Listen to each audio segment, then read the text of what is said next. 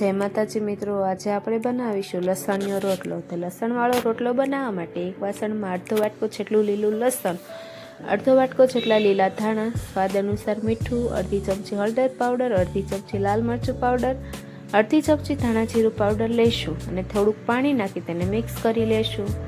ત્યારબાદ આપણે તેમાં એક વાટકો જેટલો બાજરીનો લોટ લઈશું અને તેમાં થોડું પાણી એડ કરીને સરસ એવો લોટ બાંધી લેવાનો છે। લોટ બંધાય છે એટલે આપણે હથેળીની મદદથી તેને 3 થી 4 મિનિટ સુધી મસળી લેવાનો છે। જેમ રોટલો મસળશું તેમ જ રોટલો ખાવામાં સ્વાદિષ્ટ બનશે। ત્યારબાદ આપણે તેને હાથની મદદથી રોટલો બનાવી લેવાનો છે।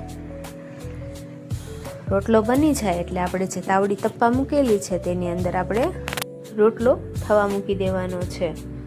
હવે આપણે તેની તવીથાની મદદથી જોઈ લેશું આપણો રોટલો એક સાઈડ ખૂબ જ સારી રીતે ચડી ગયો છે, તો આપણે તેને બીજી સાઈડ પણ ફેરવી લઈશું। બંને જ સાઈડ સારી રીતે ચડી જાય એટલે આપણે તેને એક ડીશમાં નીચે ઉતારી લઈશું। તાવીથાની મદદથી જે રોટલાની ઉપરની પોપડી છે તેને અલગ કરી લઈશું। હવે તેમાં આપણે 2 ચમચી જેટલું ઘી લગાવી લઈશું। તમે માખણ, બટર કે ચીઝ પણ લગાવી શકો છો।